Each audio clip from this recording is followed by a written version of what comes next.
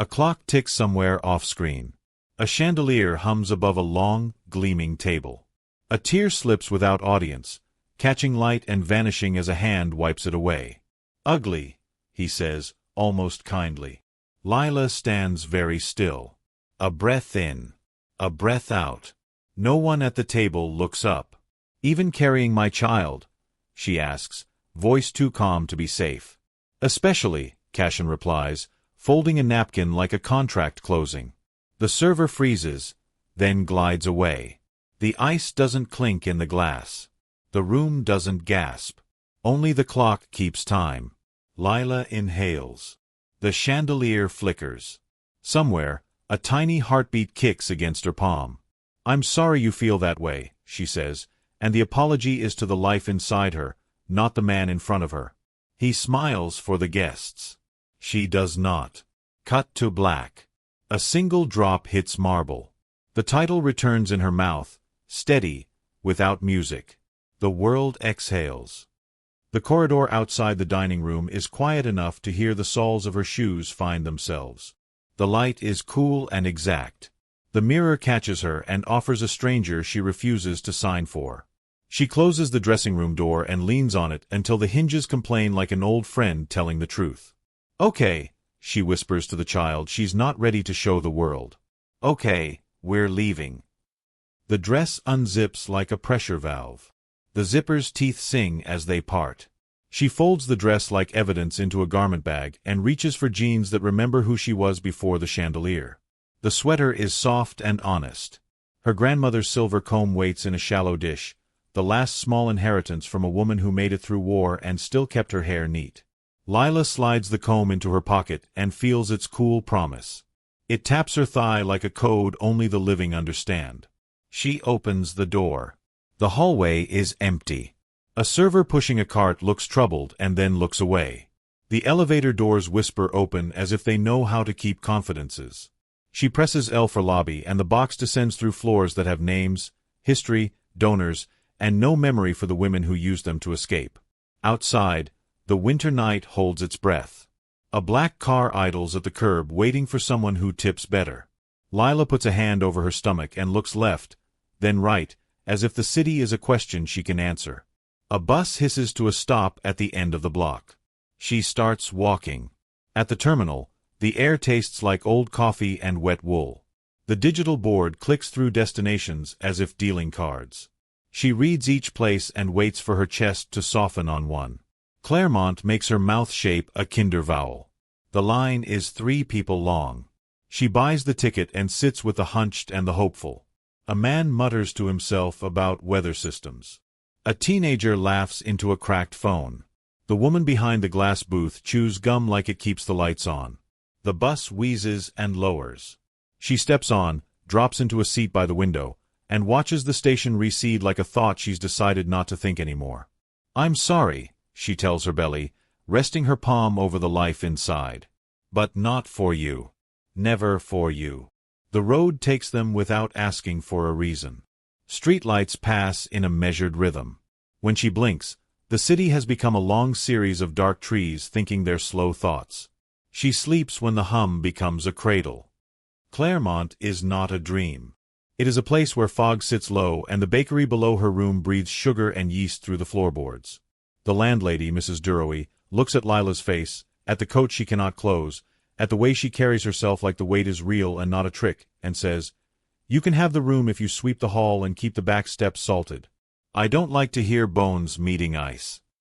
"Thank you," Lila says, which is old language for "we will be careful together." The room is square and honest. The window sticks, the radiator clanks at night like a conductor warming up, the sink tilts toward resignation. It is perfect. She puts her small life into it and calls the number taped to the bus depot window the next morning. The manager sounds like a man who doesn't trust ideas, only brooms and working clocks. "I can sweep," she says. "You can read a schedule?" "I can read a room," she replies. He tells her to come by. By the end of her first week, she knows the depot's moods. The floor prefers long strokes. The benches forgive you if you apologize before you scrub chewing gum from their undersides. The coffee machine has a righteous despair and then works if you curse gently in the right place. Lila learns the regulars. A nurse with a thermos and a laugh a beat late. A boy who carries his mother's peonies like they might teach him how to grow in the direction of light. A choir director who counts time under her breath no matter the conversation. June arrives on a Tuesday when the sky thinks about snow and then commits. The contractions begin as whispers and become statements. The nurse on duty takes her hand like a rope and pulls her across the short distance between fear and work. The baby emerges furious and perfect, wet hair slick against her skull, fists announcing herself to the world in punctuation. June, Lila says, naming her with the warmth she will need in winter. June opens her mouth like a kiss and then sleeps. The first week, Mrs. Duroy brings broth and opinion. People who eat soup are less likely to make terrible decisions, she says, placing the bowl on a crate Lila is using as a table. That's not science. It's just years. I'll take it, Lila says and eats. The second week, a neighbor drops off a shoebox of infant clothes that smell faintly of lavender and other babies. June wears a tiny sweater with a rabbit embroidered onto the chest and looks like a boss. The third week, a man stops at the depot counter and does not make his business Lila's. He is older by a handful of reins. His hair is a compromise he made with the wind, and his camera hangs from his neck like something he has earned the right to carry. "Coffee, please," he says, and then softer, "May I? Can she hold my finger?" "You can ask her," Lila says, and June takes the finger with the gravity of a court. "Thank you," the man says to June like he means it, then to Lila, "Theo." "Lila." He nods toward the depot's high windows. "Empty places around 3 to 4? I was told they tell the truth then." "They do," she says. The not yet and the already gone sit next to each other quietly. "May I photograph that?" "Don't point your camera at my life without asking." "I won't," he says, and doesn't. Theo returns at 3 the next day and the day after. He photographs the way light rests on the schedule board like it is reaching for something it forgot. He photographs the shoe marks on tile, tracing small private choreographies. He does not photograph Lila unless she nods first, which she doesn't for a long time. "Why empty places?" she asks, refilling his cup when the machine decides it can be generous. "They don't pretend not to be breakable," he says. She recognizes the logic and lets it into the room. The depot needs a new evening route flyer. The driver asks Lila to write it because her handwriting makes instructions feel like invitations. She leans on the counter and writes in thick black pen.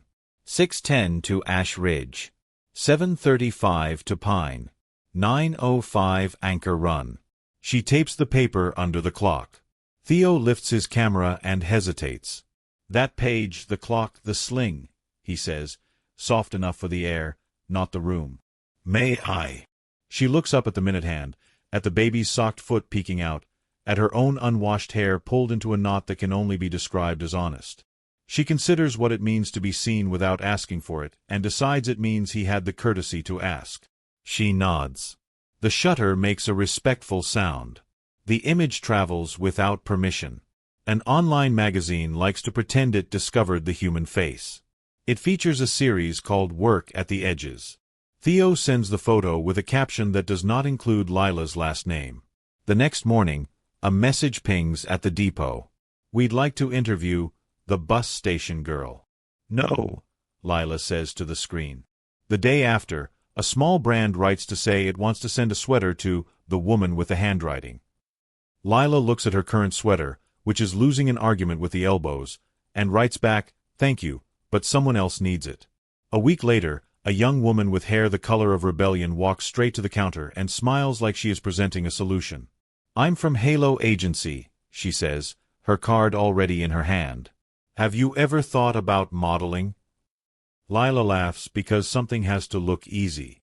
"I've thought about fixing that leak," she says, pointing up. "Different skill set." "You have a face people believe," the woman says. "That's valuable."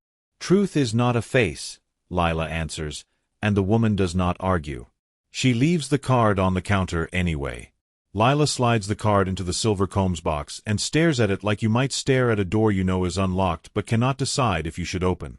She thinks of June, of rent, of the bakery stairs, and the way her back grumbles on the third landing. She thinks of Cashin's mouth making the word that tried to settle like a permanent stain. She thinks of a camera shutter that was careful. That night, she takes the card back out and writes on it with a felt-tip pen. No use of June's image. No trauma bait. No retouching that erases the hours I earned. No ugly duckling story arcs. No humiliation disguised as art. If there's charity, it's not about me, it's about measurable outcomes for people I will never meet. She studies the list and recognizes her grandmother's voice in it. She folds the card into her pocket. Halo's office is all glass and intention. The receptionist's smile is an expensive perfume. The couch is cold leather that tries to make you sit like a trophy. The young agent appears with a grin that says she believes in the terms as long as they are hers. You came, she says. I came to read, Lila replies, and sets her list on the desk. The agent blinks. We can workshop some of this. You can agree, Lila says. Or I can go back to the depot where my signature matters because the bus won't come if the time isn't written right. There is a stillness. The agent looks at the list again and recalculates her posture. Okay, she says. We'll make it work.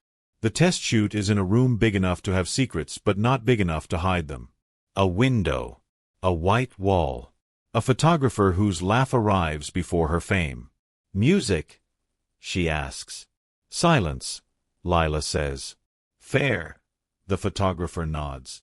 Look toward the window like you're expecting someone worthy. Lila doesn't know anyone like that, so she looks toward the window like she's expecting herself. The camera notices. She walks out into a winter afternoon where the sun keeps time with the clock in her chest.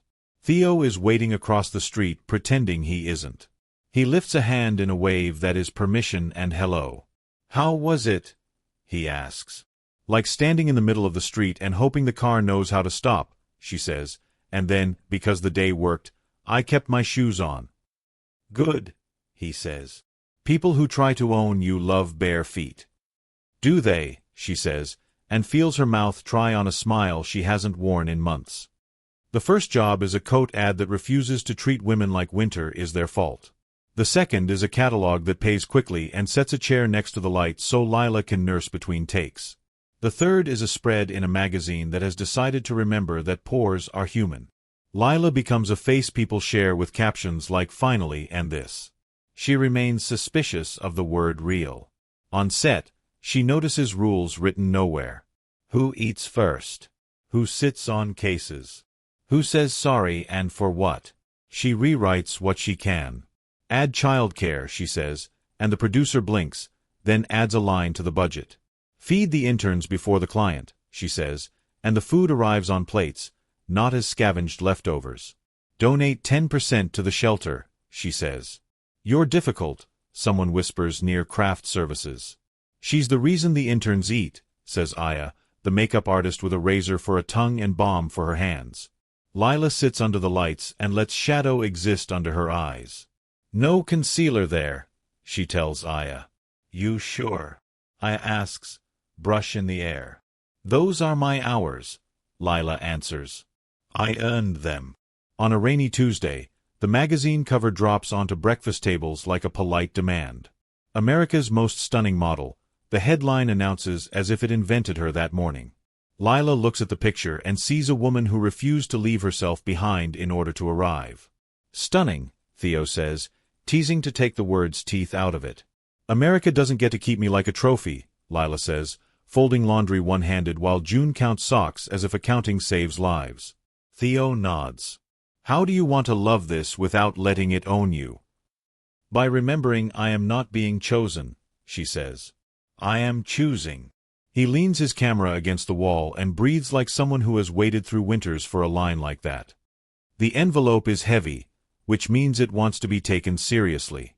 It arrives in the agency's morning stack and smells faintly of unearned apology. Lila carries it home and places it next to the silver comb. June naps inside a fort made of coats and chairs. The bakery below speaks in cinnamon. She opens the envelope with a butter knife. The paper is thick. The handwriting is a performance. Lila, I have reflected. I regret my words. I would like to meet, to support our child, to collaborate on something philanthropic. I am proud of your assent. She reads each sentence twice, to see if another meaning appears like a watermark. It does not. Each line is precisely what it is. She hears Cashin's voice in the white space. What does he want? She asks the comb. Theo knocks once and then twice, respecting the two-step that means come in only if you're the person I want to see. She hands him the letter and watches his mouth flatten the way a road does under a heavy truck. What do you want? He asks. To never have to teach a grown man how to mean it, she says. But June deserves safety written in ink. And the community that caught us deserves heat and rent and chairs that don't wobble. Then write it, he says. Bring a lawyer. Bring your terms. She does. She chooses a meeting place made entirely of glass and men who believe glass is honesty. She arrives 5 minutes early because power likes to keep time and she prefers to steal it back. The lobby shines like a new lie. The elevator whispers. She watches the doors gloss themselves into mirrors and sees a woman in a coat that belongs to the life she now insists on. Cashin approaches without hurry, wearing a suit that places him in the center of rooms he has not earned. He begins a smile, stops when he sees her face is not a stage. They sit. A lawyer sits with Lila, not to speak, but to take notes with the gravity of someone writing the terms of a borderline. I regret what I said, Cashin begins. I'm not your priest, Lila replies. I want to support June. You may, she says. There is a trust. It has a manager you will never meet. Your name is not on the paperwork. Your money is. He inhales like someone who learned the definition of control so early he wastes air on it. And I would like to make amends to the community. You may, she says, sliding a second document across the table. An irrevocable gift to the community center. Anonymous. No plaque. No naming rights. No photo ops. No narrative. He blinks twice. You won't stand with me? We could show. I will not launder your reputation, she says, and the sentence lands like a door closing softly enough not to wake a sleeping child but permanently enough to change a life. He looks at the paper. He looks at her. The clock breathes somewhere above the polished table. June's existence is the quiet third party in the room. Fine, he says. Good, she answers. He signs. The pen makes the soft scratch of history being corrected in the smallest possible way. Lila stands. The lobby's doors consider her and then slide open. Cold air walks in. She steps toward it and stops, because the camera of the world could pan out here, and she decides it's too early for an ending. She breathes once. Twice. June, she whispers, as if saying the name summons the right next step. The doors open wider. The city waits like a witness who finally learned to keep quiet. The rain has a way of making the city speak in softer tones. Lila walks under its flat gray, the signed papers folded in her bag like a map she has decided to follow. The silver comb presses a quiet punctuation against her thigh. The bakery below strains its ovens up through the boards, sending warm grammar into the stairwell. June is on the floor with crayons and a tangle of paper stories. Her rabbit is upside down and serious. She looks up when Lila comes in and presents the kind of greeting small people always offer when they believe the world will cooperate. You smell like the city, June says, eyes like question marks. Only a little, Lila answers, dropping her bag and kneeling so their faces lie on the same plane. Mostly like flour and a plan. Theo, who always enters rooms as if not to spoil them, peers around the doorway like a man remembering how to leave room for people. His camera hangs limp at his side. He sits at the table and pours tea into mismatched cups with an exactness that looks like ritual. It's done, Lila says, folding her hands over the paper in her bag. Theo sets the cup down and watches steam like someone reading weather for ships. You sure? No one gets to clap for him, she says. Not this time. Not where June watches. Theo nods slowly, relief measured as if practice were a currency. Outside, rain keeps time on the sill. Inside, the small things, June's sock, the soft edge of the rabbit's ear, declare the kind of life people make when they choose to stay small together. The magazine covers arrive like soft subpoenas. America's most stunning model is printed across a morning paper that has always smelled of cheap ink and better intentions. Photographers call. Offers come dressed as flattery and as checks. Lila reads each and files away the ones that ask her to be anyone other than herself. On set, hierarchies show up the way seasons do, inevitable and unavoidable. She sees the people who always get seats at the table and the ones who circulate stew quietly in the wings. She begins to write clauses into her contracts the way a carpenter bevels an edge so a joint will not catch. Childcare on site, she tells a producer who looks like he would prefer her to be grateful and mute. We can try, he says, thinking in budgets. You can do it, Lila says, and the sentence is an ultimatum dressed as a possibility. They feed the interns first. They pay the nannies on the payroll. The brand's logo is printed next to donation receipts and reading lists instead of the photograph of a single face. It is small structural work, quiet but concrete. You're difficult, someone mutters in a corridor where coffee cools. She's the reason the interns eat, Aya replies, voice a blade wrapped in braid. Theo watches and learns to photograph the anonymous kindnesses, hands tightening laces, a kettle poured twice, a receipt stamped and filed. He builds an archive of labor as proof. Lila's fame does not unmake the night she fled. It fits around that history like a coat that has been worn and mended until it keeps weather out. She uses it as cover and as leverage, refusing to let narrative be the only currency in the room. An idea lands in Aya like a seed, a show in the depot, on their terms, a ceremony not of spectacle but of witness. The town helps. Old benches are sanded. Lights are strung like patient constellations. Volunteers bring bread and extra coats. The press are invited with rules written on the invitation. No hero worship, no single-face narratives, and time allotted for the crew, the caterers, the childcare workers to speak. Backstage is a small kingdom of landings and last-minute stitches. June hands out safety pins like a junior marshal. Aya applies makeup with hands that do not argue with a face about what it owns. Theo walks the edge of the room with a patience that does not need an audience. Lila sits in the corner and breathes slowly, as if practicing how to take an ordinary life and make it public without making it a plaything. The show begins without fanfare. The first piece is not a dress but an old coat reimagined, mended patches, interior pockets lined with notes from neighbors. People stand and listen. The applause falls into rhythms like rain, not staccato thunder. Lila walks last, not for the ovation but so the room can close around what has been built, modest and muscular. She moves the way someone learned to carry themselves when no one had come to carry them. Near the back, in a shadowed row, a man stands with a face made of polite contrition. Cashin is a silhouette among other silhouettes, attempting invisibility. He watches and recognizes nothing he can own. The place refuses his architecture. A girl in the crowd who once believed her nose was wrong meets Lila's eyes and says the things small people say when they've been witnessed. I thought I had to change to be loved, she whispers, barely timber. You have the right face to demand to be treated like work, Lila answers. Find the people who fit the job to your worth. The girl cries in a way that loosens knots. Aya wipes her face and tells her, bluntly, now go do the thing you came here to do. Then the world, which loves a tidy villain and a neat redemption arc, twists the story.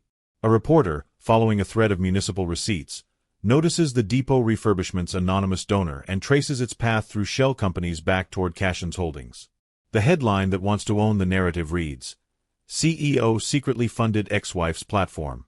The headline thinks it has built a bridge. The bridge is a story arc that would let him step into it with applause. The headline forgets that money does not erase intent. Lila calls a press conference in the depot because the place where your life reassembled itself deserves the first word. She stands under the clock and the rafters like a person who has learned to hold the room's breath. Sometimes people who cause harm try to buy their way into the story they wish had been written about them, she says. We will accept resources. We will not accept narratives. We will turn those resources into seats, heat, childcare, legal support. The donor's name will not live on our plaques. The work will be credited to the people who did it. A reporter asks if that isn't forgiveness. Forgiveness is private, Lila answers. Governance is public. We choose governance. Theo films every word, but he will not release footage until Lila says the timing is right. His role is witness, not a megaphone without consent. The day after, contracts are written. Each donation clause requires transparent auditing. Each plaque that wants to bear a name must pass a test. Does placing this name help the people who need help or someone else's brand? The rules produce immediate heat. Some call it grandstanding. Others see it as the kind of guardrail that keeps the small from being flattened by the big. The depot proves a small laboratory for a different ethic. Money used as tool, not as halo. Years are patient creatures. The bakery changes hands and keeps its smell. The depot floor shows new scuffs and older ones made legible by the footsteps of people who won new contracts, new hours, new dignity. Theo's exhibitions travel to galleries and include placards that read not the models' names but the crew who built each chute. Aya teaches apprentices to demand the basic courtesies Lila once fought for alone. June grows. Her fingers learn to tune instruments because she wants to hear the exact pitch that keeps time with her heart. She asks questions the way small people do when they trust they will be answered. "Am I beautiful?" she asks one night, kneeling on the floor with a book balanced on her knees. "You are," Lila says, which is the truth and then something more. She waits. "But your beauty is not your ledger. Do not let the world keep your account in one column." June considers. "So what will save me?" "Your mind," Lila says. "And the people who teach you how to use it." Theo slips into the room and sits on the edge of the bed, an ordinary hero who irons shirts and folds laundry and never thought those acts would be heroic. He kisses Lila's temple like a punctuation mark. "Do you ever regret it?" he asks, meaning the night she left, meaning the million small things that followed. "Only if I think about who I would have become had I not left," Lila answers. "And then I look at June and realize there is no room for that regret in the ledger I want us to keep." Theo smiles, like a man who has watched a miracle and prefers to hold it private. One autumn, a national policy group invites Lila to speak about workplace safety in creative industries. She considers saying no many times, then decides to say yes on conditions, that the room must include the workers she will name and that no clip of her speech will be used as a soundbite without the full context. She prepares a talk that reads like a blueprint. She speaks of audits and of shared ledgers and of how power often dresses itself in philanthropy to smooth over responsibility. Her voice is calm and specific. She does not moralize. She maps mechanisms, how to turn apology into funding that cannot be siphoned into PR. Afterward, a young organizer approaches with paper hands and a voice that trembles only in the way hope trembles. "You changed how we can ask," she says. "You gave us a sentence to use." "You make the sentence live," Lila tells her. "You hold the ledger." The organizer folds the words like a small promise.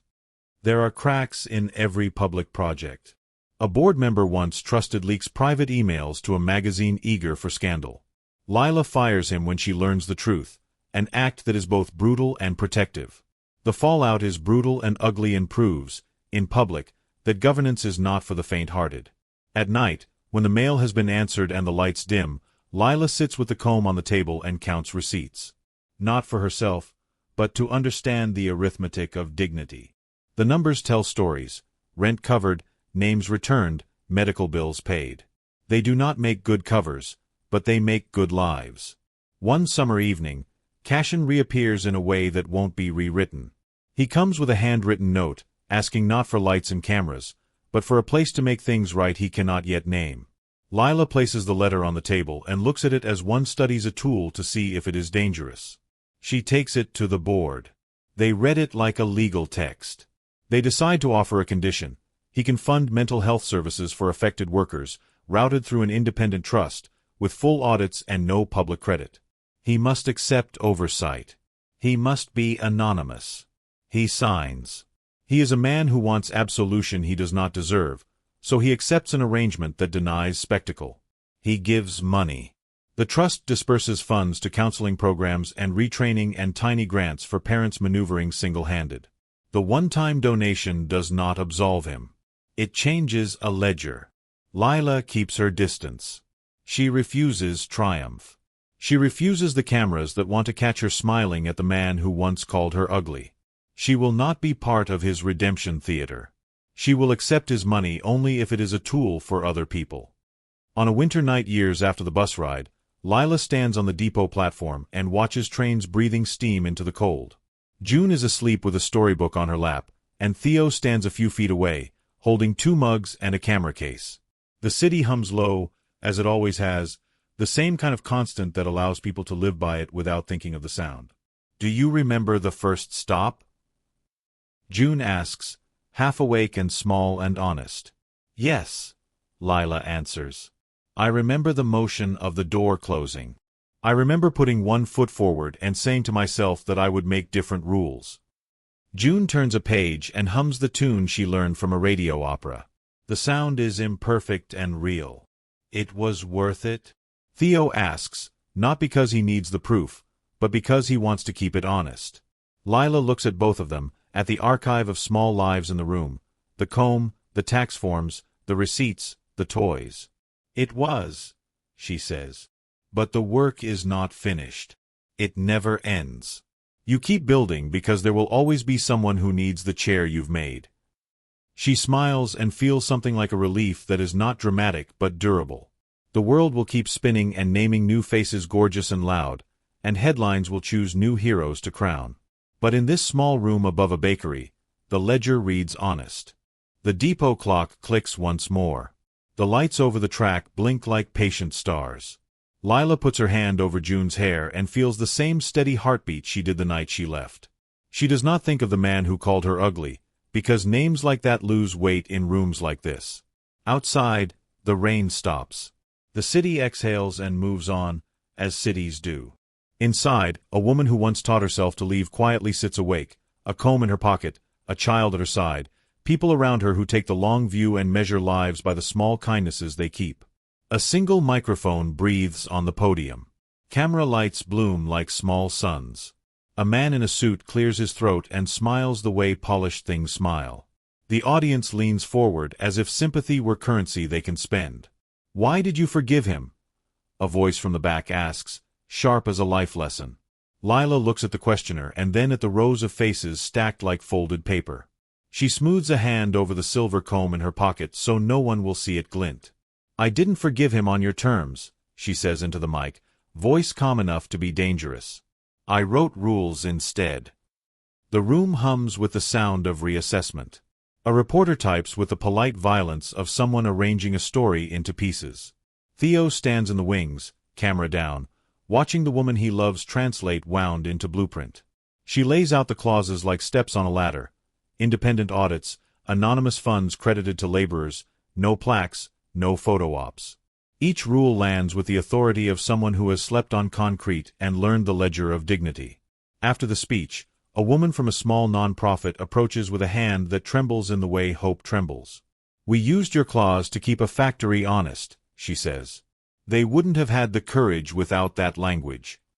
Lila folds the compliment into her chest as if it were warm bread. Then teach it, she replies. Make it ordinary. Months pass and the work grows teeth and habits. Perimeters become practice. The staff grows ragged in handsome ways. Grant proposals, community meetings, audits that smell of old coffee and determination.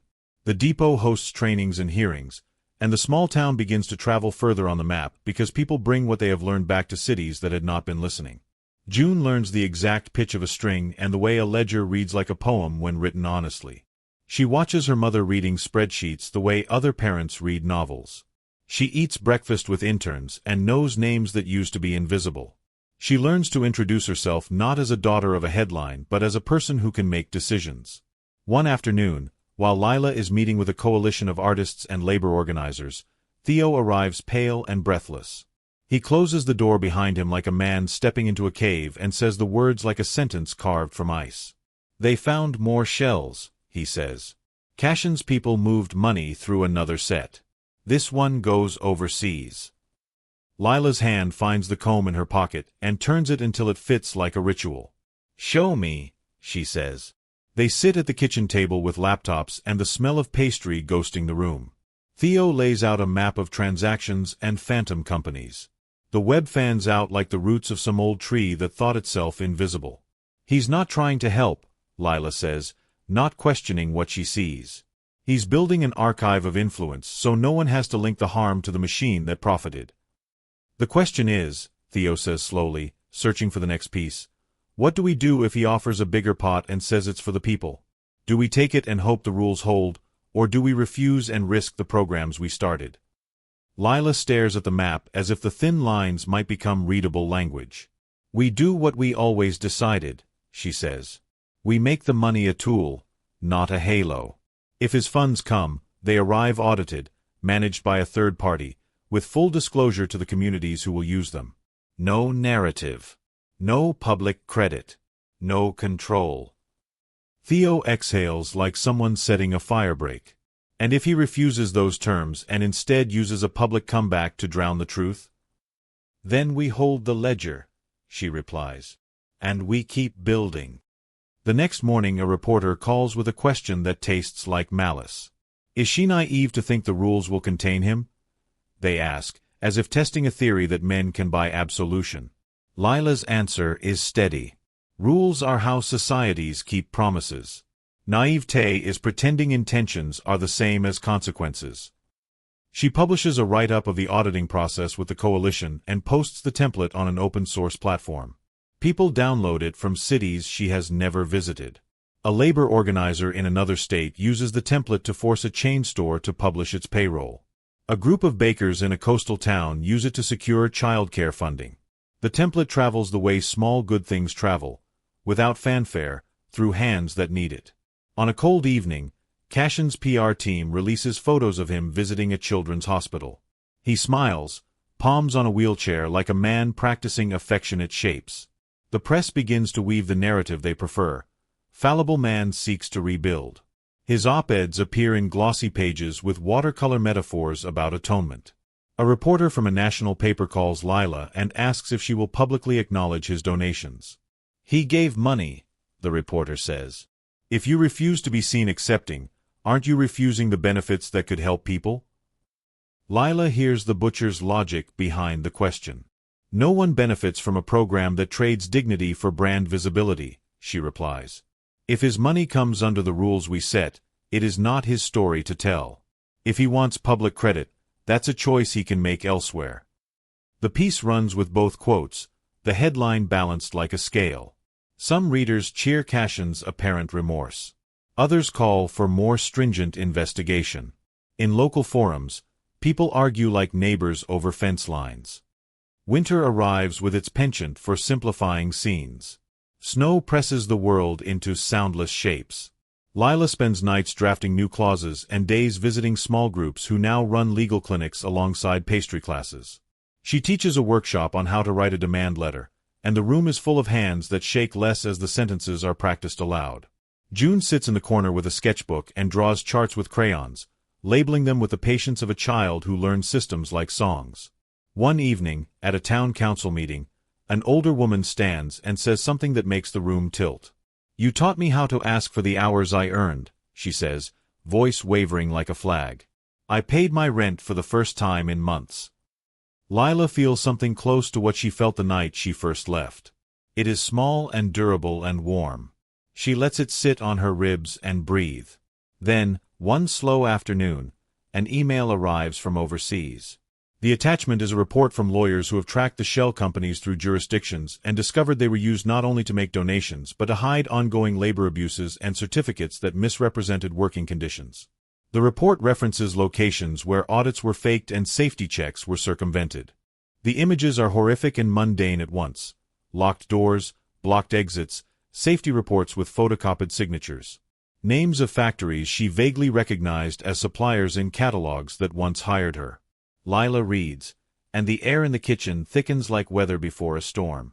She thinks of small hands, of June, of the workers who had come to meetings and handed her coffee with trust stitched into the ribs of the cups. She stands and speaks to the room like someone who is making a promise on behalf of other people. We will not let their lives be reduced to PR language, she says. We will bring legal teams.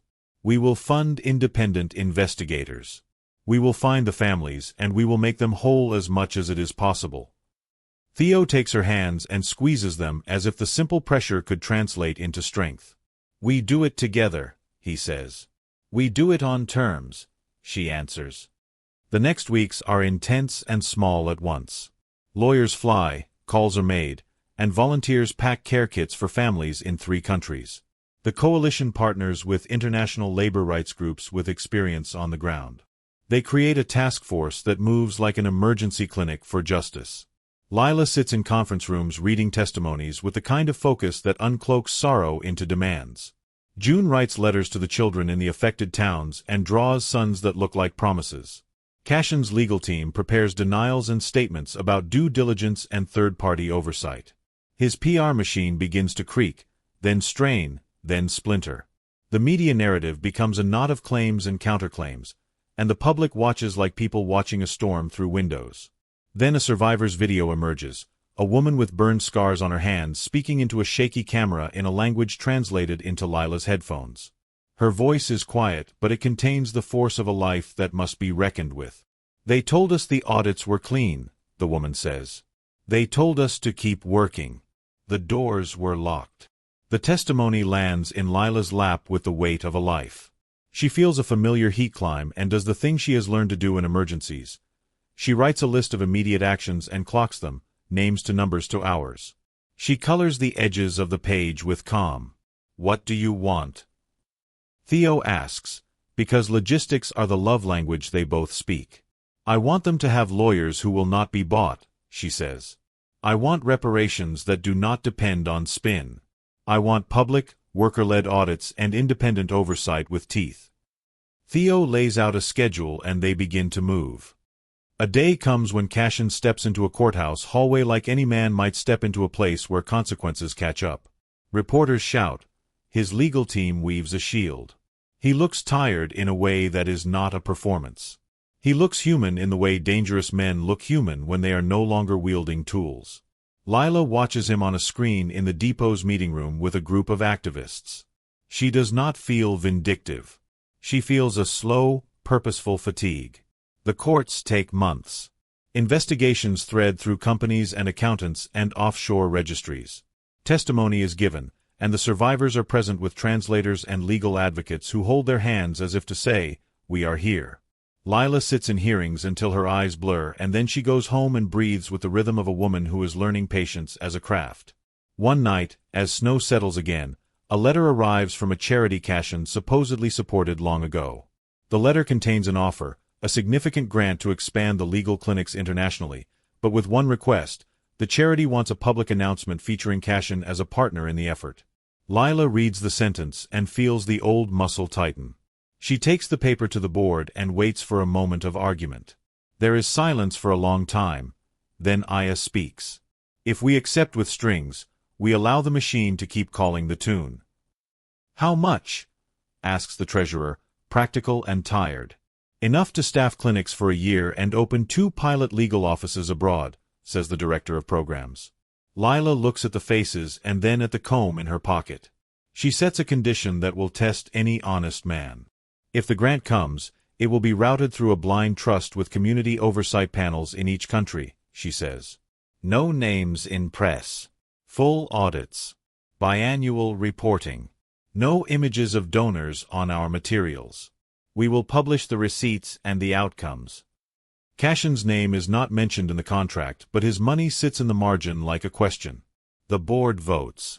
They accept the grant with conditions. The funds arrive into a managed trust and are distributed by panels that include those who worked in the factories and those who lost family members. The legal clinics open and hire local staff and translators. They help file claims and recover wages. They do not erase suffering, but they create a path to reckoning. Months later, a small village posts a video of a woman standing outside a simple courthouse, counting back pay into an envelope while children watch. The video goes quiet around the edges and then begins to travel in ways that do not need capital letters. Lila watches it alone in the depot office at midnight, the room lit by a single desk lamp. Tears slip down without fanfare. She thinks of the night she left the ballroom and the cool pressure of a dress unzipping. She thinks of the comb and the way a small inheritance can keep you honest. Theo puts a hand on her shoulder. "You did this," he says, and his voice is small. "We did this," she corrects, because teams and towns and hundreds of small hands made the ledger sing. Outside, a train passes and the sound is a long note that makes the windows hum. The silver comb in her pocket is warm from the motion of her hand. She knows the work will always have new threats, new men who try to buy narrative. She knows there will be moments when money will be offered with cameras attached like leashes. She folds the thought into a sentence she can live with. Rules keep promises when people cannot be trusted to want the right thing. One morning a message appears on her phone from a number she does not recognize. The text is short. It reads, "They want to meet again. No cameras. Just talk." She looks at the message and then at Theo. He shrugs his shoulders the way people do when there is no right answer but many consequences. "We go on terms," Lila says. "We bring the mediator. We bring the lawyers. We make the meeting recorded and archived. We do not let a man dictate how his story should be told." They arrange a room that is neutral and full of witnesses. Cashin arrives without flourish. He stands across the table as a man who once thought power was the ability to name other people's lives. He sits down and looks at Lila without the scripted softness of PR. "I'm here to understand," he says, the words brittle but earnest. "We know how you felt," Lila replies. "Now tell us how you will make what you broke better without making it about you." He makes an offer that contains both money and conditions. It is messy, imperfect, and for the first time not polished for consumption. The board debates each clause like people who read the small print as if it were scripture. They rewrite, they reject, they demand oversight. The meeting lasts hours and ends with ink dried on a protocol that would bind him to audits and to restitution he could not turn into a photo. He leaves without applause. He leaves perhaps not healed but contained in a way his ego cannot exploit. Lila does not feel triumphant. She feels watched by the families whose names are on the files she carries. She feels responsible. She feels awake. A year later, a journalist writes a long feature on systems change and names a handful of people in small print who built the scaffolding. Lila is mentioned in the middle of the piece, not the headline. The magazine sells fewer copies than a cover that screams, but it reaches the readers who care about process. Theo pins the article on the studio wall next to a photograph of the depot clock. June draws a new chart and labels it in neat letters, future programs branching like small trees. On a quiet night, Lila walks the depot platform with her daughter. The city is far away enough to feel like a possibility and near enough to be a test. June hums under her breath and tightens a string on her guitar. "Mama," she says, small and certain. "Did you ever imagine this? That all those choices would add up to so much?" Lila looks at her child and at the ledger of little victories pinned around the studio. She thinks of the first bus ride, the way the door closed behind her, and the long march of elbows and bargains and rules she had written.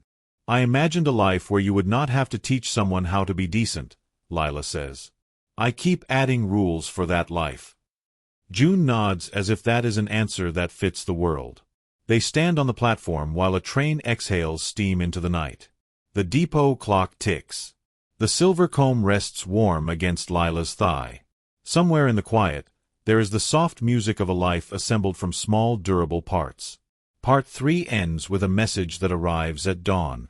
The subject line reads, "New evidence discovered." The attachment is unnamed. The file weight is heavy. Lila opens it.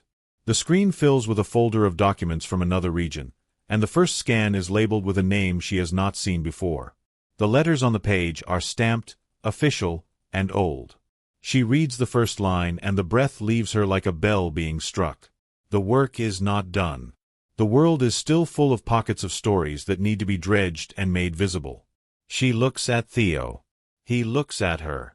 The comb in her pocket feels like a key. "We go," she says. They stand and gather their coats. The depot light blinks once, steady. The train waits. The ledger opens again. A file appears on the screen like a forgotten window opening. The subject line reads "New evidence discovered." A quiet bell chimes once. Fingers hover, then click. The first image blooms, a factory ledger with a stamp half-worn and a name that should not have been there. "Not again," Theo says, voice flat enough to be weathered metal. Lila pulls the comb from her pocket and turns it in her hand until the metal becomes a rhythm. "We go," she says, and the sentence is small enough to carry a map. They book tickets with the efficiency of people who have learned travel means work, not escape. The plane smells like recycled aluminum and the kind of small decisions that decide outcomes. June tucks a notebook into her bag and writes a list of names in block letters as if writing names could anchor them. The documents show a pattern not random but stitched. Safety certificates signed with photocopied initials, auditors who vanished as soon as a problem surfaced, pay records that stop abruptly on payday. The new folder names a supplier in a region where regulations are suggestions and safety is an item on a checklist you can buy off. The first scan bears a logo faintly familiar from a wardrobe tag on a jacket she once modeled. They fly at dawn. Clean light makes faces honest. The city where the documents point is flatter and louder than Claremont, a place that keeps its heat low and its industry higher. The task force meets old contacts who smell of coffee and long days. Translators arrive with notebooks and sharp eyes. The first visit is to a small warehouse that looks innocent from the road. Inside, the air tastes of oil and old machine grease. Workers move with the steady economy of people whose bodies are negotiated into labor. A foreman greets them with a nod and a ledger tucked under his arm like a sleeping animal. "Who are you?" he asks, carefully polite. "We are auditors and friends," Lila says. "We come with lists and we want to hear from the people who work here." He leads them through aisles where lights hang like low moons and safety signs have been rearranged as decoration. A door is chained from the outside and labeled emergency exit. The chain is not industrial grade. It looks like a decision someone made to save time and risk later. A woman with hands like flat tools sits on a crate and drinks tea from a dented tin cup. Her name is Rosa. She speaks haltingly through a translator, then more, and then in a rush, because once stories begin they become themselves. "They said the audits would protect us," she says. "They told us to keep records of time, and then they told us to sign things that weren't ours. When the inspectors came, they showed papers with stamps and signatures that looked like they belonged to someone else." The translator hands Lila a photocopy of a safety certificate. It bears a name that appears to be the same as one of Cashin's shell companies and an inspector's mark that is a photocopy of a real signature. The ink is thin like the thing itself, a way to pretend thickness. Lila closes her hand over the paper until the edges cut into her palm. "We will get lawyers," she says. "We will not let them be papered over." That night they sit in a room that smells like fried fish and legal strategy. Lawyers on both sides map jurisdiction like cartographers. There are phone calls, and the voice on the line is austere. The company denies wrongdoing, claims third-party oversight, and offers to open an internal review. The words are warmed to sound reasonable. "No," Lila says. "We will not let an internal review be the only step. We want independent auditors, worker-led interviews, and access to exit records for the last 2 years." The next morning, a small bus carries the team to another site where the concrete is stained black and the doors are welded. A survivor shows them a phone video taken from an angle where smoke poured from an upper window. The footage is shaky. Someone in the background is shouting. The exit is jammed. The translator says a word that lands heavy: locked. They bring the footage to a prosecutor who has a face that is used to microphones and who speaks from a podium with a voice like a gavel. "We will open an investigation," he says. "If documents are forged, if certificates misrepresented safety, then those responsible will be held to account." It is the kind of official language you have to stack with small actions to make it real. Lila knows that courts require patience and proof. She knows also that time is the enemy of truth when money buys lawyers who can invent fog. Back in the depot, they set up calls that stitch continents together. Volunteers translate testimonies. Theo photographs the hands, the broken machines, the soot on a woman's wrist like a tattoo of work. The images are slow and intentional. They will be used to show not spectacle but fact. Cashin's public team issues a statement. He condemns any wrongdoing, insists his foundation supports worker safety, and pledges cooperation. The press desires his performance of regret. Lila studies the statement like it is a map to a trap. Public words, she says. Do not trust them as proof. The task force presses. Names are collected. Witnesses are protected. Money moves where it must. Emergency disbursements for families. Temporary shelter for those whose homes collapsed like paper. Medical aid routed through clinics the coalition knows are trustworthy. In the midst of logistics, betrayal finds a small corridor to slip through. One of the local intermediaries the task force has trusted leaks a list of witnesses to a reporter on the payroll of a trade journal with cozy ties to the suppliers. The leak appears as a casual email, nothing special, a file attached for context, and then the consequences bloom. Witnesses receive calls asking them to recant. Threats are thin as paper but sharp as knives. Lila learns the name she thought she had counted on. A hand she expected to hold firm withdraws when an old friend calls with favor asked. Someone she trusted is frightened into silence because fear turns loyalty into a private decision. She feels the old pinch, abandonment disguised as reason. She looks at Theo and sees the slow, steady man who offered tea and then plans. She looks at June and sees the small voice that counts names as if it were arithmetic. We tighten protection, Lila says. We move hearings to safe rooms. We make sure no one is exposed. They create a witness rotation. Volunteers drive people in unmarked cars. They create emergency hotlines. They build a human shield of lawyers and translators and local organizers who know the towns and the ways the industry moves like water finding cracks. Weeks go by. The prosecution files charges. The media circus swirls. Cashin's name is mentioned not just in op-eds but in depositions. His lawyers file motions to quash, demanding jurisdictional limitations and dry procedural delays that smell like tactics from a man who has bought time before. Lila sits through hearings where language becomes a weapon. She listens to testimony from auditors with hollow resumes and to experts who explain the difference between a genuine certificate and one printed by a machine that eats paper. She tastes the small bitter victory of technicians who discovered hidden ledgers in server rooms and the dry frustration when banks stonewall with paperwork.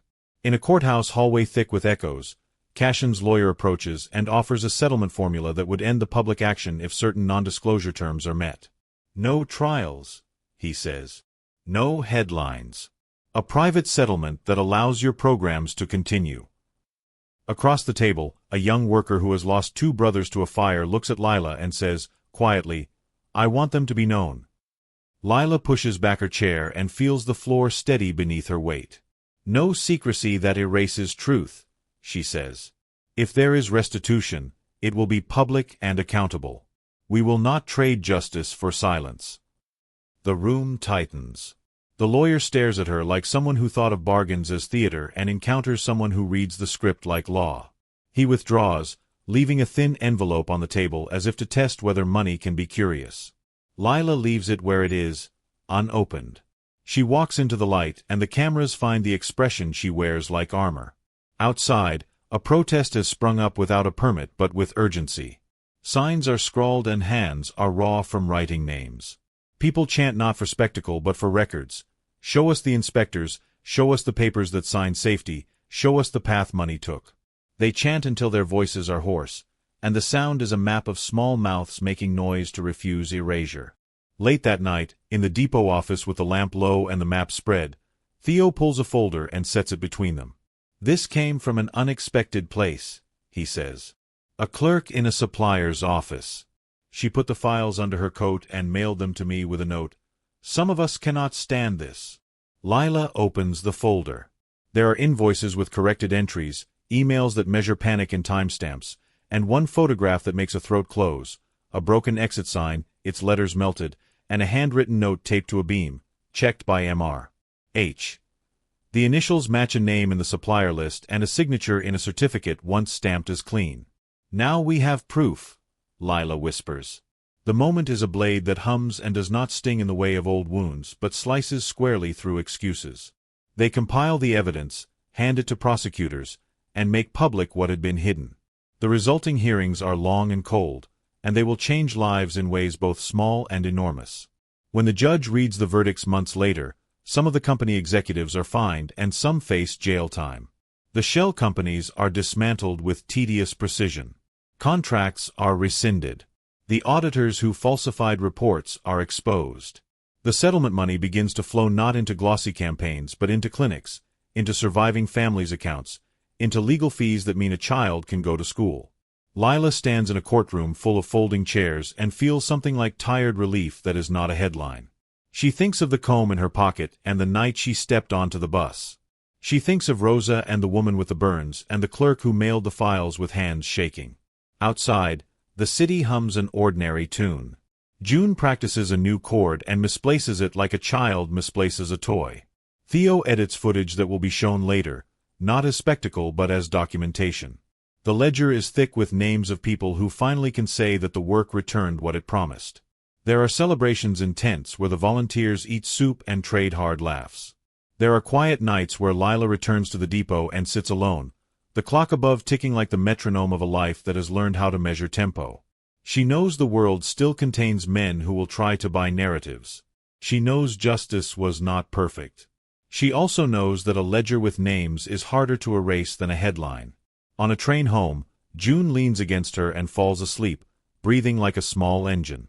Lila slides the comb back into her pocket and feels its cool against her thigh like an oath kept.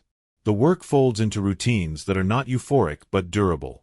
The depot hosts a small plaque that lists the names of volunteers and organizers in simple black letters, not a single corporate logo in sight. It is not glamorous. It is honest. There is a photograph on Theo's desk, a woman in the village counting back pay into an envelope. Her hands are steady. The caption is not for a magazine. It is for a ledger. The camera lens rests. The train rattles. The comb clicks once, soft, like a promise. The depot hums with an ordinary fever. Volunteers slide papers across tables that smell of printer toner and coffee. A whiteboard lists cities and names and dates in someone's tidy scrawl.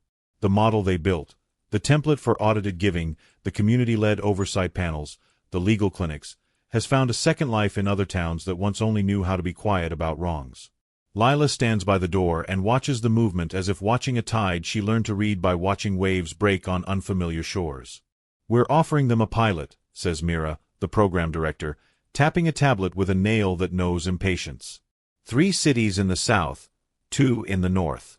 They'll match our funds if we accept their governance framework. Lila reads the screen as if it were a map with traps. Match on what terms? Strict reporting, Mira says. Quarterly audits, a tech platform for transparency, a marketing budget to scale. Lila hears the seduction in the word scale, how it promises reach and how it eats detail. "We do not accept marketing budgets that turn victims into spokespeople," she says. "We accept platforms that publish every receipt and every disbursement. We accept community boards' voting control." Mira nods, relieved. They agreed to the oversight clause. "And the clause about ownership?" Lila asks, because every platform wants a brand to cling to. "They agreed to open source the model, but with an API that tracks outcomes," Mira says. "They asked for permission to use our name as a case study." Lila breathes and thinks of the comb at her hip. "We put no one's name on the cover," she says. "We put the work first." They sign, but the signature is not a flourish. It is a hinge. Growth brings its own weather. Calls multiply. New hires arrive with resumes long enough to seem like histories. The depot becomes an office that still smells like flour because people keep bringing soup. Theo edits footage into slow pieces that show hands over numbers, not faces over headlines. He insists the stories must feel ordinary, not cinematic. One afternoon, an invitation appears on crisp letterhead that smells faintly of money. A multinational conglomerate offers partnership, promising technological capacity, logistical networks, and influence in markets they could never have touched alone. The offer is generous to the point of suggestion. They assemble a committee to vet it. The first meeting swells with languages of possibility: reach, sustainability, legacy. The treasurer clicks through spreadsheets with a look that is equal parts hunger and caution. "If they automate our disbursements, we can double our reach," he says. "Think of the clinics we could fund this year." "And if they control the database?" asks Celine, a young organizer who learned ledgers with her mother's pay stubs. What if their terms quietly funnel data to vendors who monetize it? The committee talks late into the evening. Someone suggests conditional pilots.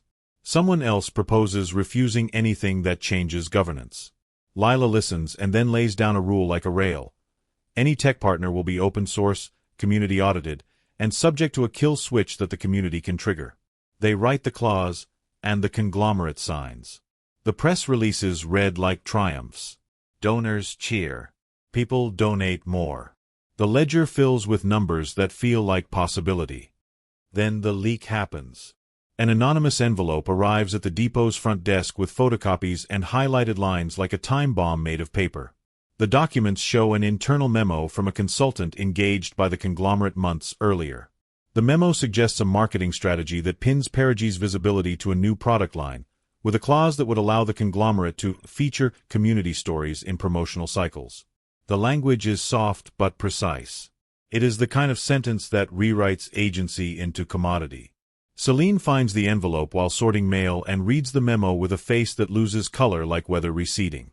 She brings it directly to Lila, who opens her hands and scans the text as if it were a script written by someone else. "We never agreed to story cycles," Lila says, the words steady but cold. "We agreed to open source the model." Mira calls the conglomerate's liaison and asks for explanation. The liaison smiles on a video call with a background of glass and palm trees. "Those memos were exploratory," she says. "We're committed to the open source model. We would never use personal stories without consent." "Then show us your red line documents," Lila replies. "Show us the contracts with your marketing council." They send a draft. Hidden in footnotes are phrases about curated storytelling and selective beneficiary profiles. It is a design that would let the conglomerate choose whose face appears and when. It is a design that places public empathy on contract. Celine slams a fist on the table in a way that jars porcelain. "We said no plaques," she says. "We said no names traded for headlines." The board convenes an emergency session, the kind of meeting where people speak like they are building a wall against a tide. They demand audits of every email, every contract clause. They authorize a freeze on any marketing collaborations until the kill switch is coded into the platform. The conglomerate grinds a polite teeth. Their shares wobble in rooms far above the depot, where decisions are framed as quarterly growth and not as human dignity. Their liaison calls back with a softer tone and an offer to fund an independent oversight committee made up of community members and third-party ethicists. It is a test. Lila accepts the terms but insists the oversight committee be permanent, with veto power and public minutes. They write it into the contract like a line of defense. For a moment, it seems to hold. Power, however, is a patient animal. Months pass. The platform launches. Donations swell. Clinics multiply. Legal aid lines ring. People call the depot from cities with names Lila can't pronounce without help. They ask for templates and ledgers and the sentence of rules that Lila once wrote in a felt-tip pen. Success puts the organization on a stage with more lights and more hunger.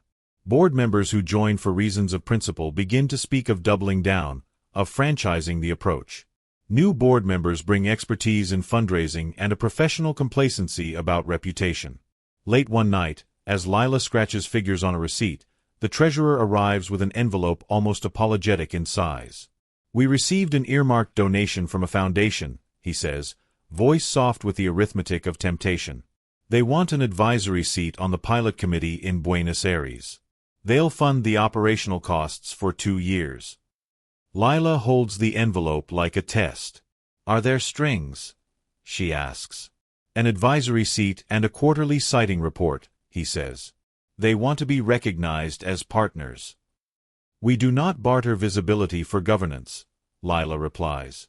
"We can accept funds if they are unrestricted or routed through our trust with community oversight. Advisory seats are for donor relations, not for decision-making." They accept the donation under the strict stipulations. The trust distributes funds with receipts. The advisory seat is observed and quiet. The donor's logo is small and unlinked in the annual report. But small compromises teach others how to ask for small compromises.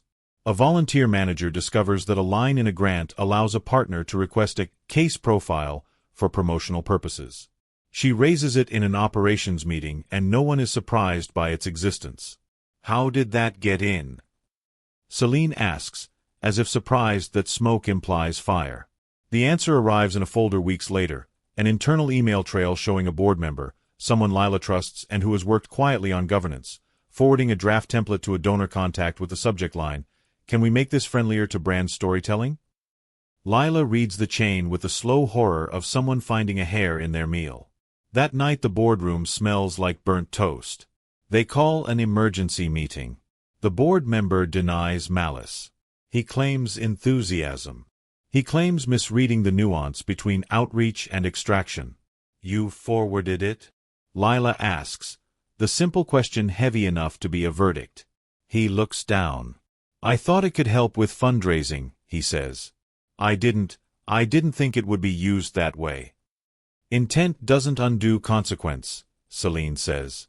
"We make rules because people remake stories for profit." There is no simple answer. They suspend the board member pending an independent review and publish a statement about their commitment to transparency. The small scandal becomes a lesson that bleeds into emails and training modules and late-night arguments over dinner. Theo sits with Lila on the depot steps after the meeting. The night is a shallow bowl of stars. "Do you regret letting it grow?" he asks. "No," she says. "But growth brings levers people like to pull. We have to keep building safety into the machine, not just the policy." He squeezes her hand and practices the small ritual they've learned, presence without performance. Pressure collects in quieter ways. A local politician, seeing headlines, calls with praise and then a request. Can Perigee sponsor a civic gala? The invitation smells like cachet. The team debates the optics. Lila refuses. She remembers the night she left and the way applause felt foreign in a room that had been her cage. "You're asking for suffering as a spectacle," she tells the politician in a measured voice. "No." He browbeats, then puffs and withdraws with a thin smile that means this is merely politics. They get worse calls. They get better offers. The trap is not always money. It is recognition that eats privacy. On a damp morning, a hacker posts a partial database online, with donor emails redacted but with the names of some program participants visible. It is a breach that smells like a scar. Volunteers call in panic. People whose lives were quietly improved now fear exposure. The team moves with a tenderness that is practiced in emergency loops.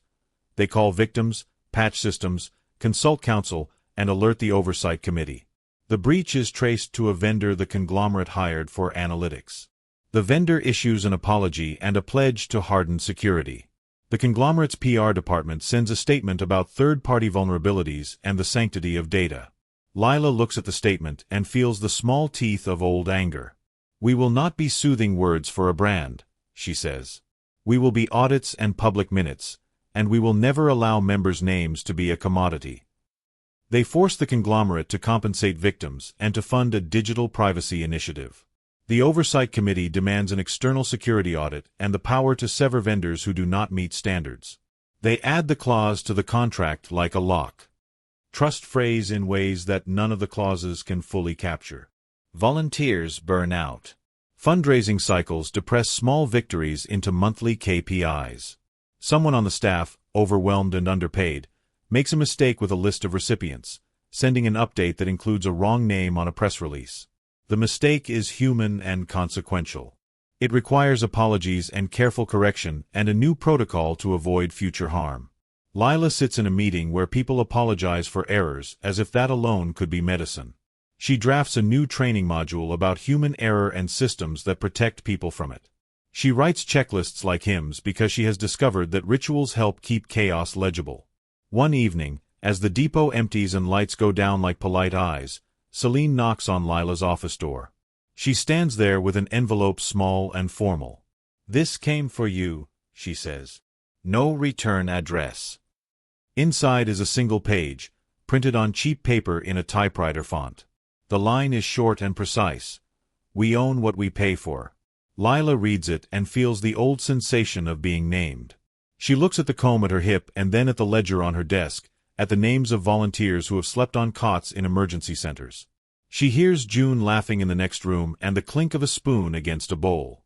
"We keep going," she says, and the sentence is a commitment that tastes like iron and bread. The envelope was not a threat in the function of immediate action. It is a reminder that power does not retire easily. The next step arrives as an email with a court notice. A donor that had been involved in early matching funds claims that the Oversight Committee exceeded its authority and demands arbitration. The suit is technical, legal, and designed to bore the small organization into exhaustion. They will not let that happen.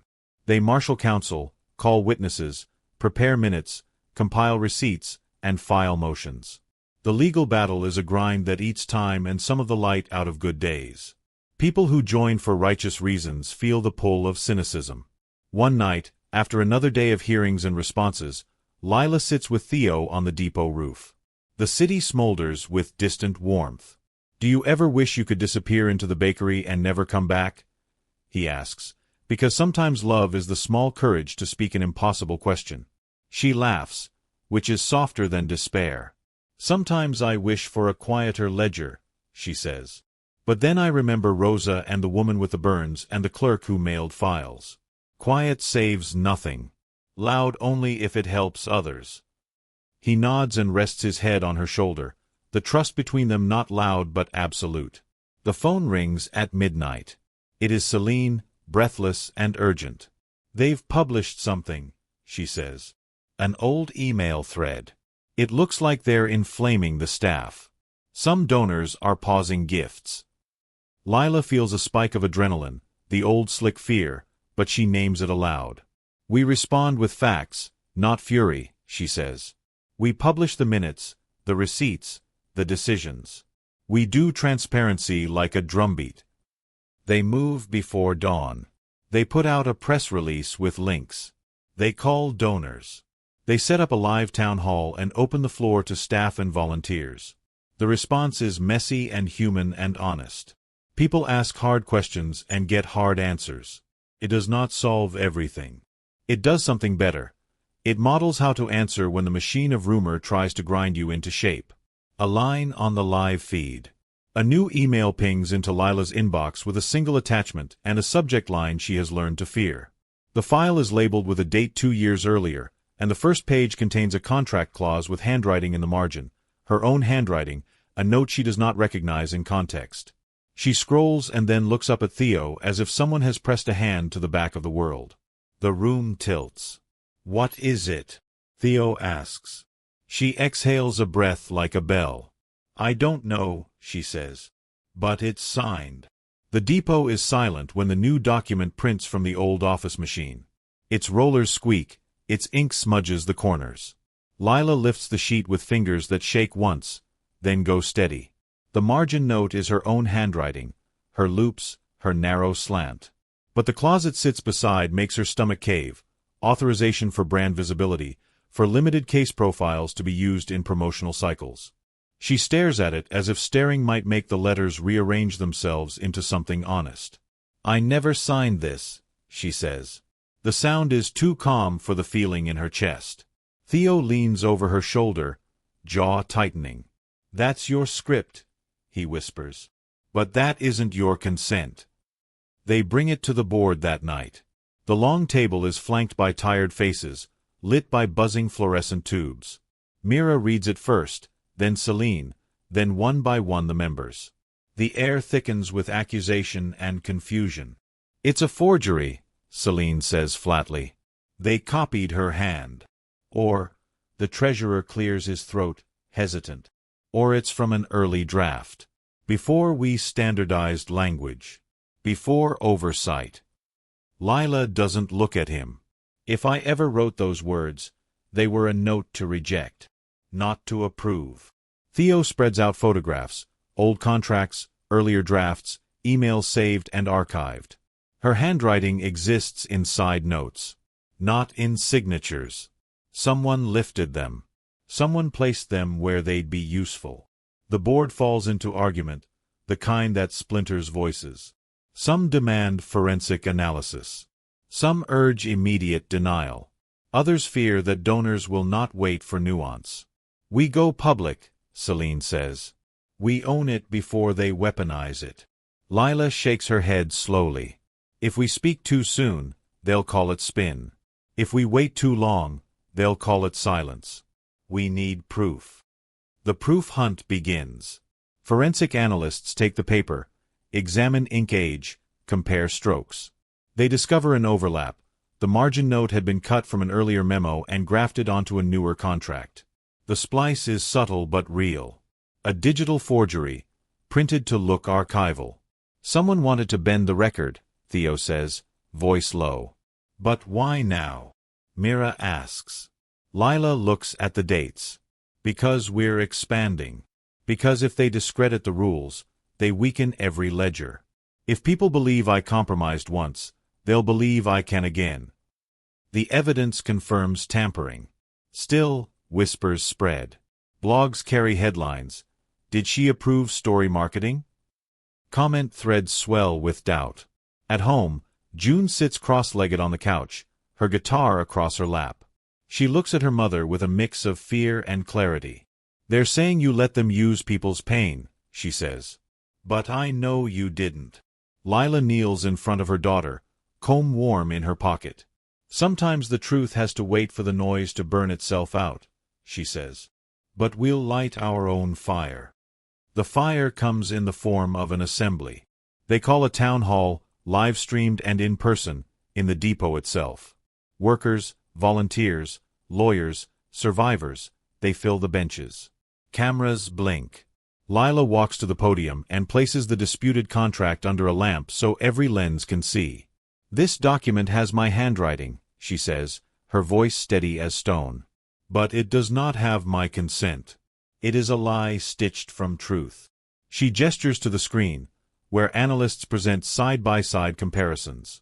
Cut-and-paste strokes, mismatched ink age, overlapping pixel grids. It was forged, she says, because someone wanted to write me into their story. Again. The room murmurs, anger sharp as static. But understand this, she continues. Even if it had been real, it would not erase the ledger we built. One contract does not undo 10,000 receipts. Our work is proof. Our work is governance. Our work is what makes lies fail. The applause is not thunder. It is rain, sustained, collective, cleansing. That night, after the cameras leave, the depot is quiet again. Theo locks up. Celine slumps in a chair, eyes hollow. You held it, she says to Lila. Even when it bent. Lila exhales. It isn't over. Whoever forged it still moves. They'll try again. But every attempt reveals their hand. Theo rests his camera bag by the door. You've given them rules. Now you have to give them resilience. Outside, snow begins to fall. Weeks later, Cashin resurfaces, not in court, not in press, but in a letter delivered by hand. Its paper is heavy, embossed. The letter reads, I did not forge your name. But there are men in my circle who believe truth is only a tool. If you want their names, meet me.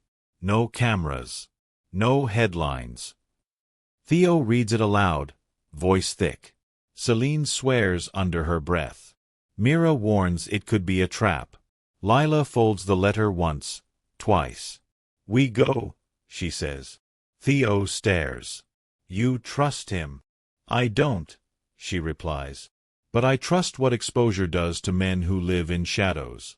If he offers names, we use them. If he lies, we prove it. They agree to meet in a neutral space, a monastery on the edge of the city, where bells toll and visitors are logged in a thick ledger that smells of dust. Cashin arrives thinner, paler, carrying himself like someone who has lived on denial too long. He places a folder on the table between them. I can't undo what I did, he says. But I can tell you who profits now, who used your handwriting, who thinks they own your ledger. Lila studies him. The comb presses into her thigh like memory. Names, she says. He opens the folder. Inside are contracts, email chains, Photographs of boardrooms where decisions were staged. Names of executives who signed off on the forgery, who discussed strategy to fracture her credibility. Men who are not ghosts, but public, polished faces. Theo clicks his pen and starts recording details. Celine snaps photos with her phone. Cashin sits back, eyes hollow. They thought breaking you would give them cover. They underestimated your rules. Lila closes the folder. This doesn't absolve you, she says. But it may begin to contain them. He nods once. I didn't come for absolution. The bells toll, heavy and resonant. Outside, snow continues to fall, blanketing the monastery steps in silence. That night, Lila returns to the depot and lays the folder on the table. The names gleam under the light.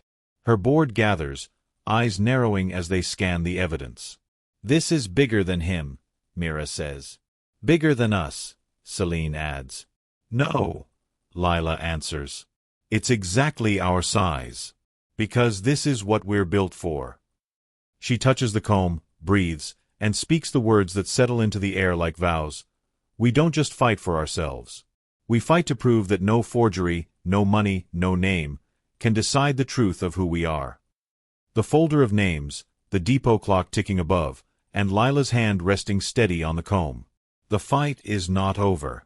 But the light is hers. The folder lies open on the depot table, pages spilling across wood polished by years of elbows and coffee rings. Names sit in ink, attached to companies, signatures, contracts that pulse with the weight of hidden decisions. They are not ghosts. They are polished men in suits, women in boardrooms, auditors with smiling headshots. Lila doesn't speak at first. She lets the room breathe, lets the names hang in the air like a storm cloud too heavy to move. Mira breaks the silence. It's bigger than him. This web, it's not Cashin alone. He was a strand. These are the spiders. Celine flips a page with deliberate anger. They forged your hand to make you look complicit. That wasn't desperation. That was strategy. They wanted to kill the rules by killing you. Theo stands by the window, rain washing the glass. His voice is low, steady. So we give the rules to everyone. We make the ledger public. If they bury her, they bury us all. If we shine the light, they can't bury anything. Lila finally lifts her eyes. We build an archive, she says. Every forged contract, every false audit, every receipt. We publish them. Not a press release. A library. Let the world read what was hidden. The decision is made. The Ledger project begins that night. They work in shifts, fueled by bad coffee and good stubbornness. Volunteers scan documents until their wrists ache. Lawyers cross-check signatures against registries. Programmers code an open platform where the files will live, searchable by anyone. Theo photographs each page, each mark, like artifacts of a crime scene. He photographs the hands that scan, the faces bent over papers, the tired eyes of interns who refuse to go home. The images are not for magazines. They are for history. But exposure has a price. An envelope slides under the depot door one morning. No return address, just a single line typed on thin paper. Stop or you will lose more than ink. Myra's laptop is stolen from her car. Celine's mother receives a call in the night, a voice warning her daughter to step back before she falls. The website suffers an attack, lines of malicious code designed to erase days of work. The programmers fight it off, teeth bared, refusing to blink. Still, doubt creeps in. Volunteers ask if it's worth the risk. Donors hesitate, their money frozen until the smoke clears. Lila gathers them all one evening in the depot hall. The benches creak under the weight of fear. She stands by the old clock, comb in her pocket, her voice cutting through the quiet. They want us to believe danger is stronger than truth, she says. But look around you. Every page, every name, every face in this room is stronger. If we stop, they win. If we publish, the ledger wins. Her words settle like anchors. Heads nod. Fear bends but does not break. The launch comes on a cold dawn. The Ledger project goes live with one click, and suddenly thousands of pages breathe in the open. The files are plain, raw, damning. A forged certificate here. A falsified audit there. Shell companies tied neatly to board members' personal accounts. Names glowing under fluorescent light for the world to see. News outlets swarm. Social media ignites. Workers in faraway cities click and find their factories listed. Families see pay records they'd been denied. Politicians call emergency sessions. The shadow names panic. Some resign overnight. Others issue statements dripping with denial. A few go silent, waiting for lawyers. And then, one more name steps forward, Cashin. It happens in a courthouse corridor, where microphones are clustered like hungry insects. He appears thinner, pale, but his voice does not shake. I profited from silence, he says. I built walls with words and locked people in with contracts. I told a woman who carried my child she was ugly because I thought cruelty was power.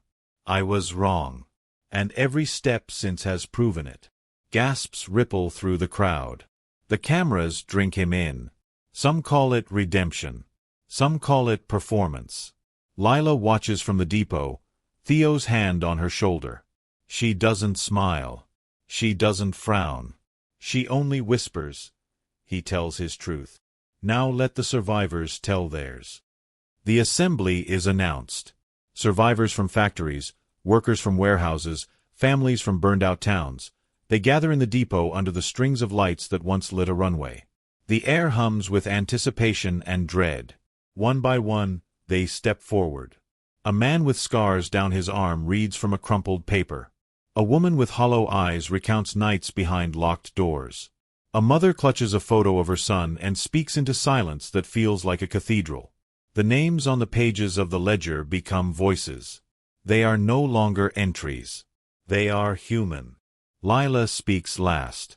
She holds up the forged contract, the one with her handwriting stolen and pasted into lies. This was meant to erase me, she says. But it erased them instead. Because the truth is stronger. Because the ledger does not forget. The hall erupts. Not in thunder. In rain. A steady applause, wave after wave, washing over the walls. That night, as the depot empties, Lila steps outside into the cold. Snow falls in slow flakes, resting on her coat. Theo joins her, camera bag at his side. You've broken them, he says softly. No, she replies, staring at the falling white. We've broken their walls. But they're still out there. And they'll build new ones. He studies her profile, the strength in her jaw, the comb glinting faintly at her pocket. So what do you do now? She exhales a cloud of breath. I don't just fight them. I teach others how to write their own rules. So when the next wall rises, it won't stand long. Theo nods. Silent. Snow lands on his camera lens. Behind them, the depot clock ticks into midnight. The ledger breathes online, unstoppable, undeniable. The camera pulling back, the depot small against the vast night, and the folder of names glowing on a table inside. A storm has broken, but the air carries the taste of more to come. The depot is quiet. Too quiet for what it holds now. Screens glow along the walls, each displaying the ledger project. Pages scroll endlessly, receipts, signatures, forged contracts, all of it public. 100 years from now, the files will still be there, whispering their evidence to whoever bothers to look. Lila sits alone at the long table, the silver comb beside her. She rubs a finger over its teeth, hearing the faint click like a metronome. Outside, the town hums with life. Children spilling out of the bakery with sugared hands, trains sighing on the tracks, but inside, silence feels sacred. Theo leans in the doorway, arms crossed, camera at his hip. He watches her like he always has, patient, steady. You've changed everything, he says. She shakes her head slowly. We've changed enough for the next person to take it further. That's all anyone can do. The weeks after the assembly move like a tide. Executives resign. Arrest warrants ripple through offices once polished to a shine.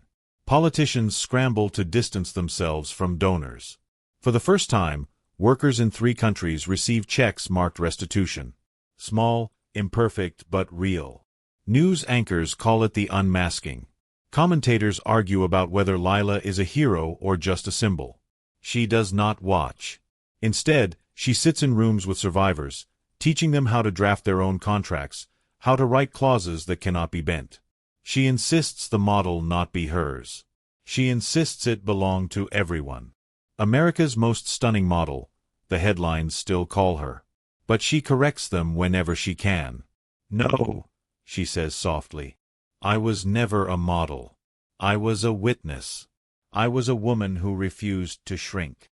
One evening, June performs in the depot. A small stage, folding chairs, fairy lights strung along the rafters. Her guitar is tuned sharp, her voice still young but certain. She sings of doors that lock and doors that open, of voices carried on trains, of mothers who teach their daughters to be unbroken. The crowd is small, local, but they weep quietly into their hands. Lila stands in the back, tears catching the light. She doesn't clap at first. She lets the sound belong to June. When she finally joins in, her palms echo like a vow. Backstage, June finds her. Was it enough? She asks, eyes wide with the question every child asks of their parent. It was everything, Lila answers. She hugs her daughter, careful not to crush the guitar still slung across her back.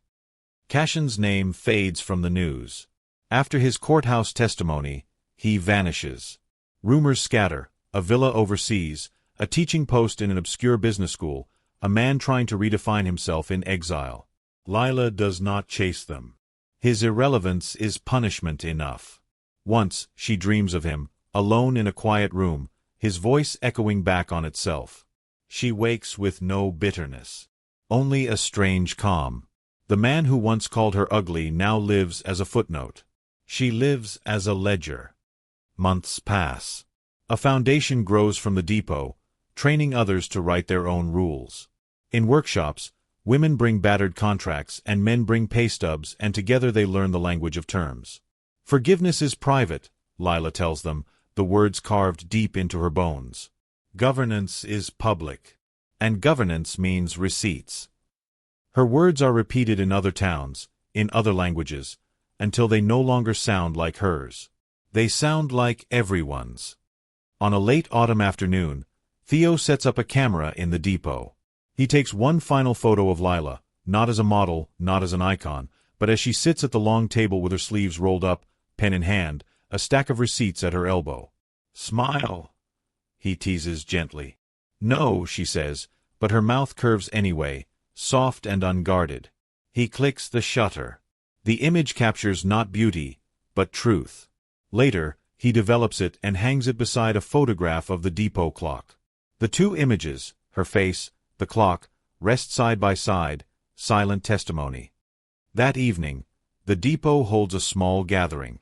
Survivors, volunteers, board members, neighbors. They eat bread, laugh through exhaustion, trade stories of failure and repair.